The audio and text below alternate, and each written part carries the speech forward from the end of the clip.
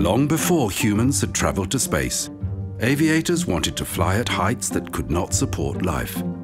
In 1932, Auguste Piccard flew above 16,000 meters in a helium-filled balloon. To stay alive, Piccard ascended in an aluminium pressure vessel fed with compressed air. Spanish aviator Emilio Herreras came up with a different solution. His stratospheric suit never flew. It was an idea ahead of its time. In the United States, aviator Wiley Post had supercharged his plane, the Winnie Mae. It could fly at 15,000 meters, where the jet streams blow.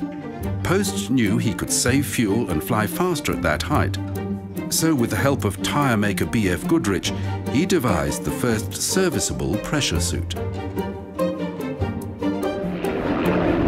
At this time, even military aircraft were flying at much lower altitudes, where the use of a simple oxygen mask was enough to ensure pilot efficiency. However, as jet power was introduced, operational ceilings lifted.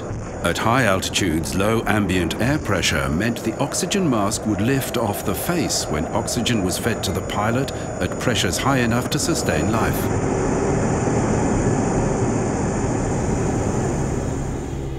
When bombers like the B-36 began long-duration missions at high altitudes, they adopted pressurized crew compartments. Yet the pressure suit, with a fully enclosed helmet, was necessary as sudden cabin depressurization could be lethal.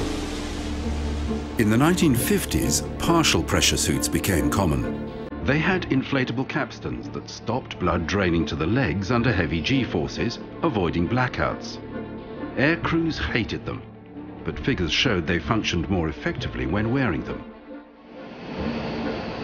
In 1955, a unique American spy plane made its first flight. The following year, the U-2 began reconnaissance missions over the Soviet Union.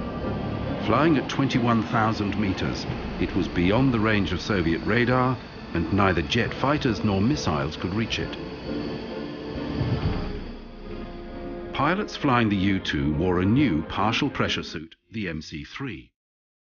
Rather than save a pilot's life in case of sudden depressurization, this suit was designed to be under pressure throughout the mission. Without it, the pilot's blood would boil. As missile technology developed, it appeared that human beings would be dispensed with as a weak link, not able to cope with conditions imposed by the technology.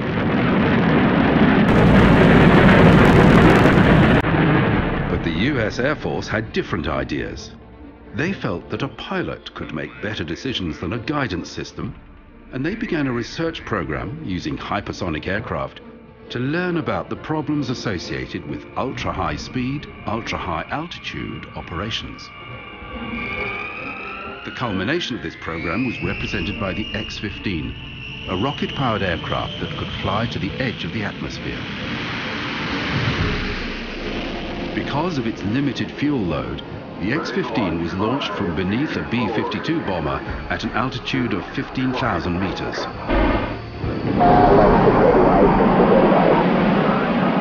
The cabin of the X-15 was pressurized with nitrogen to reduce the risk of fire. For the pilot, a new full-pressure flight suit, known as the XMC-2, was developed. It too was pressurized with nitrogen. A neck dam excluded the nitrogen from the helmet, which was fed with oxygen for life support. This suit was the predecessor of NASA's most important spacesuits. The X-15 set the speed record for a powered aircraft at well above 7,000 kilometers per hour, and the altitude record at just over 107,000 meters. The first real spacesuit was worn by Russian cosmonaut Yuri Gagarin.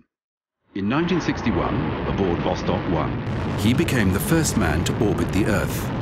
His suit, the SK-1, was to protect against capsule depressurization and to sustain him during ejection from his craft.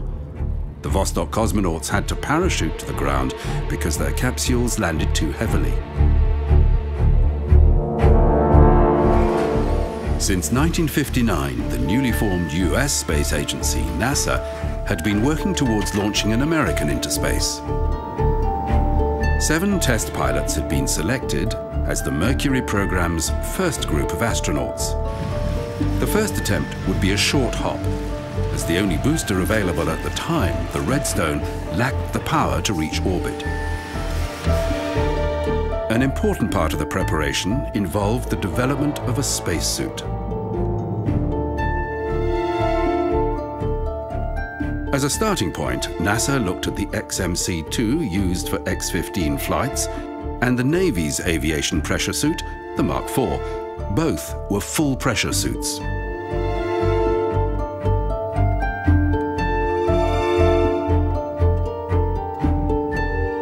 NASA decided that the Mark IV suit, worn here by Alan Shepard, was lighter and could be more easily modified for spaceflight.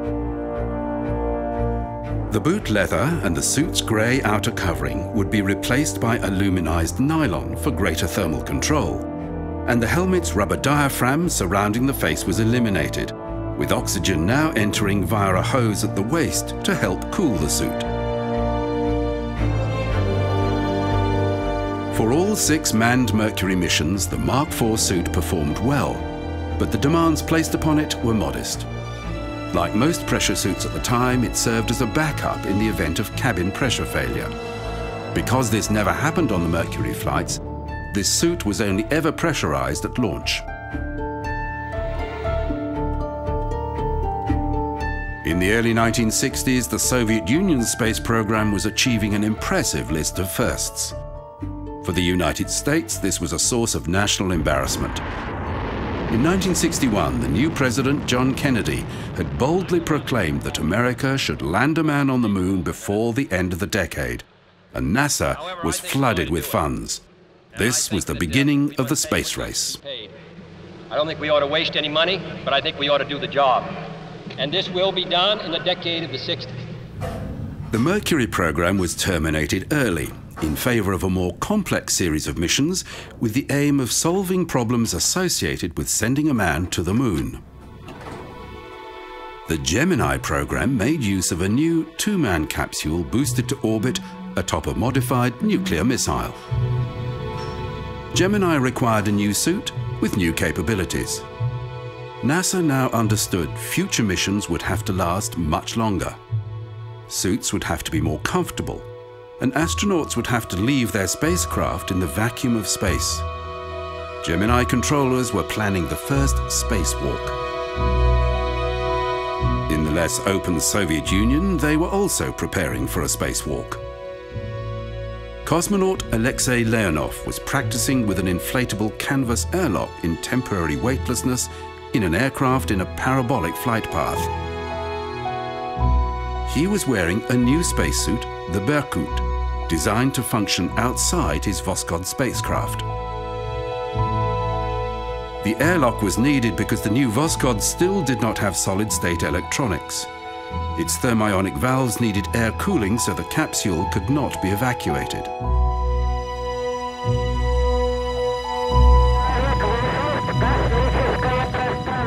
In March 1965, Alexei Leonov left the airlock on Voskhod 2 to float freely in space. It was another first for the Soviet Union. Soon, his Berkut spacesuit began ballooning to such an extent that Leonov could not reach his camera's shutter release, positioned on his leg. It was not until after the fall of the Soviet Union that the full story became known. The Berkut spacesuit had expanded so much that Leonov could not get back inside. Only by venting his spacesuit could the cosmonaut regain entry to the Voskhod capsule.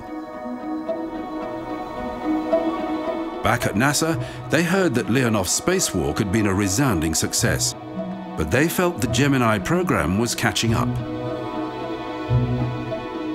In June 1965, astronauts Jim McDivitt and Ed White were preparing for the world's second spacewalk.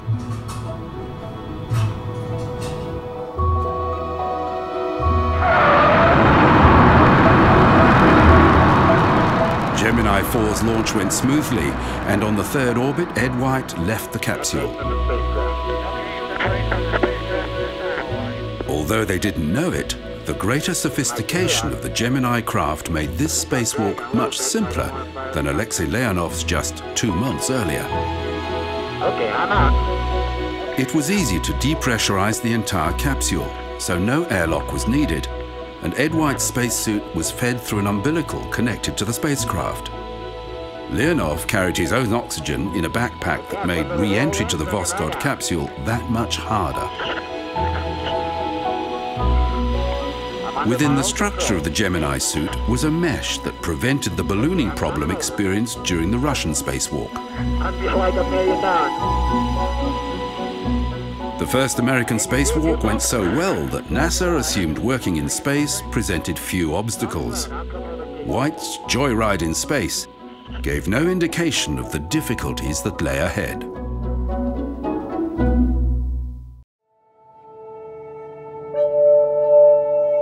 The Gemini program had a number of goals, and in December 1965, Gemini 6A and Gemini 7 achieved 2 of them: rendezvous and long-duration flight. The crew of Gemini 7 remained in orbit for 14 days.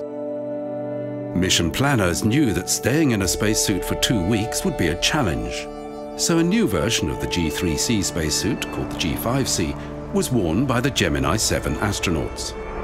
It replaced the pressure helmet with a zippered hood, and Frank Borman and Jim Lovell became the first people to remove their spacesuits in flight.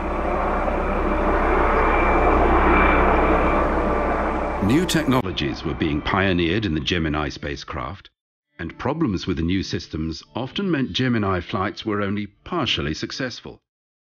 The capsule had to be capable of far more complex maneuvers than its predecessor, and longer duration missions required fuel cell technology for electric power.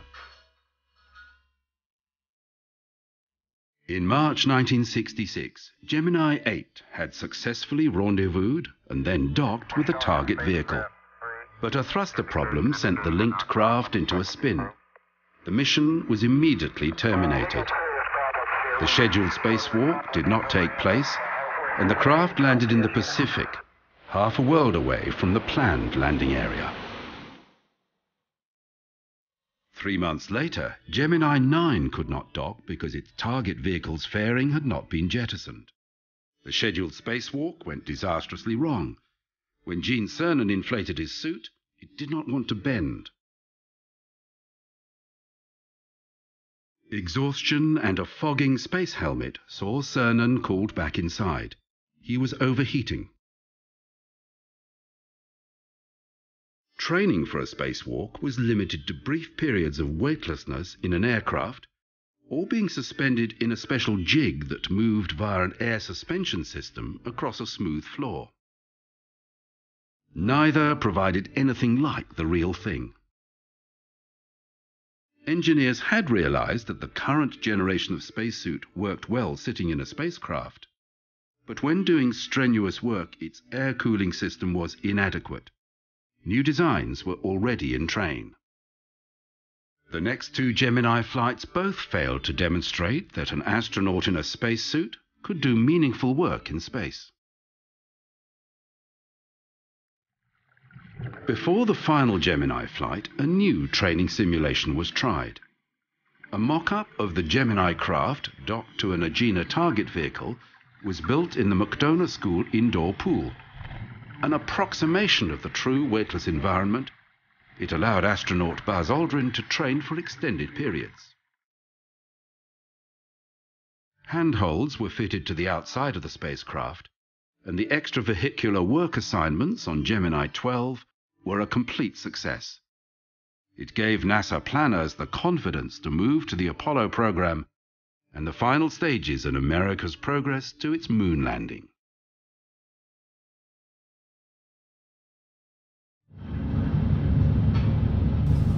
By 1966, it was apparent that Apollo was well behind schedule. The first manned flight of the program had been delayed by almost a year because of developmental problems with the Apollo spacecraft.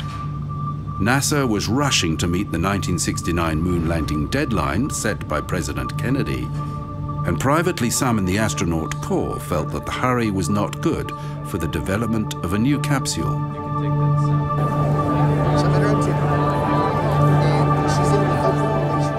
NASA had flagged changes to later models of the spacecraft, but the early Block 1 version would still carry a crew in the first manned mission to test systems in Earth orbit.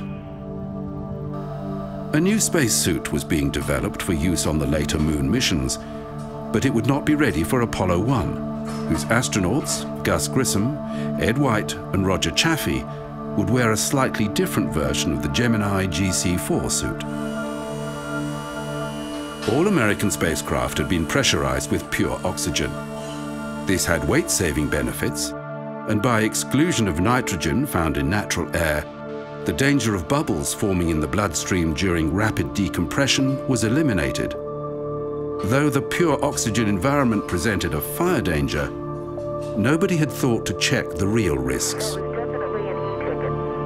In January 1967, less than a month before the scheduled launch date, the Apollo 1 crew were in their capsule under simulated launch conditions, with the craft being tested under its own power. A spark triggered a fire, and in seconds the crew were dead. The inquiry into the fire found the astronauts had died of asphyxiation from carbon monoxide. Both the spacesuits and the cabin made extensive use of combustible materials.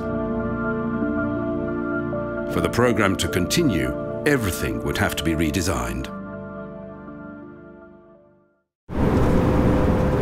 Research into the problems associated with a spacesuit that could be used on the moon had been going on since 1962. The new suit had to be rugged. Designers were still not sure what the lunar surface would present. All previous suits had been fed with oxygen and power from an external source.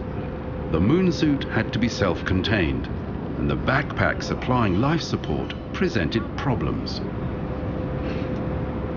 The backpack's dimensions and weight were determined by extensive testing, and designers of the life support, battery and communication systems worked within strict parameters. After the Apollo 1 tragedy, flammable components had been removed, and an outer layer of beta cloth, of woven silica fiber coated with Teflon, was added. Many different ways of simulating the moon's 1/6 gravity were trialed. Finally, the A7L suit emerged. Beneath the outer layer, a tight-fitting suit with elbow, wrist and knee joints of a bellows-like structure that maintained equal volume when bent, allowed freedom of movement absent in previous suits. Beneath the pressure suit, a light open-weave layer was networked with fine tubes circulating cooling water. This carried away excess body heat that earlier air-cooled suits had not coped with. The pressure suit and the outer protective layer were joined together, with the inner cooling garment remaining separate. On Earth, the whole suit weighed 35 kilograms, with the backpack a further 60 kilograms. It was the A7L that went to the moon with the first 3 successful Apollo lunar missions, and it performed flawlessly. It continued to evolve as subsequent missions became more demanding. The moon suit was robust, and Apollo astronauts had complete confidence in it. No lunar mission ever had a problem with the spacesuit.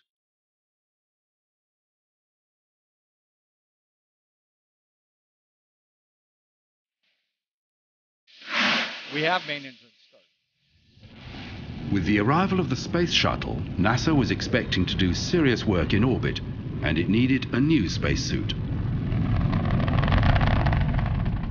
The Extravehicular Mobility Unit, or EMU, is a direct descendant of the Apollo A7L.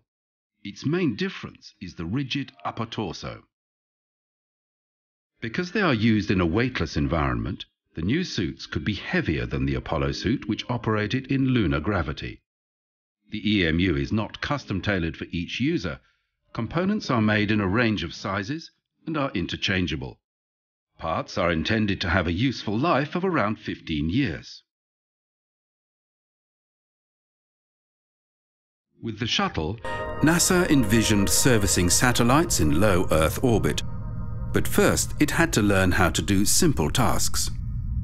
New technologies were combined with the spacesuit.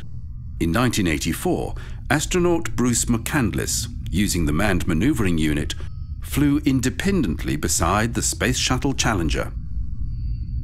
After 4 hours, he returned safely. The MMU was used for satellite recovery on 2 subsequent occasions, with mixed results. After the Challenger disaster, NASA reviewed all aspects of safety, and the MMU was retired as too risky. A simpler technique emerged. With foot restraints on the shuttle's robotic arm, astronauts could be moved accurately to a site and have a stable work platform.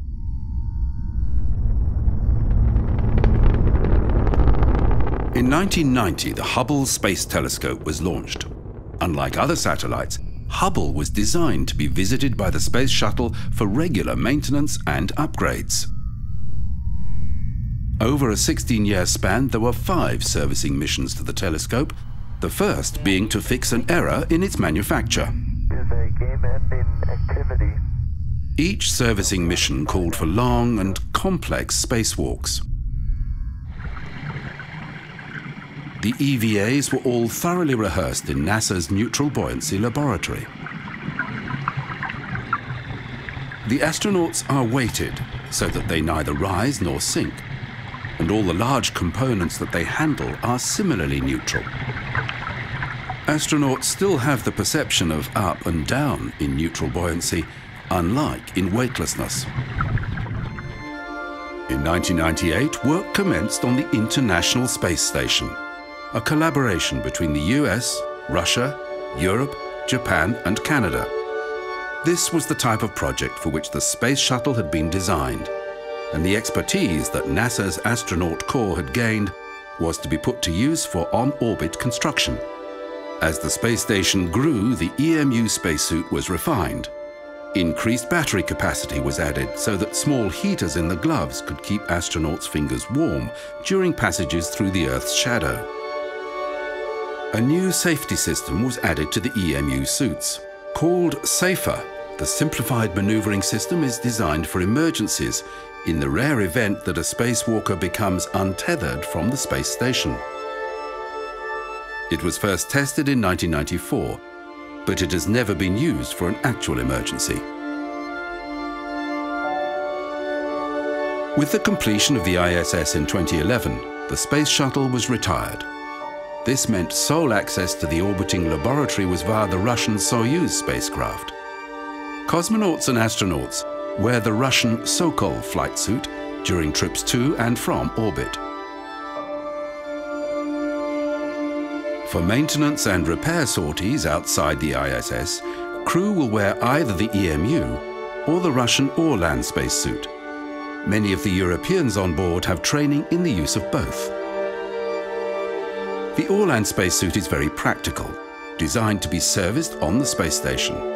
It has a rigid torso, with the helmet and visor joined to the suit, and access is via a rear hatch. Cosmonauts wear a water-cooled undergarment similar to the American suit. Unlike the American suit, the Orlan can be put on in just 5 minutes. In the MKS, the latest version of the Orlan, a cosmonaut can safely remain outside for 7 hours. And finally, NASA is working on a new generation suit to meet its future needs. Called the PXS for Prototype Exploration Suit, it also features a rear entry hatch. The PXS has a more advanced life support system and is lighter. A different version, called the Z2, is being developed for use on the surface of Mars. It allows a greater range of movement, and its life support system will take less time to recharge, although neither suit has yet been used in conjunction with its life support backpack.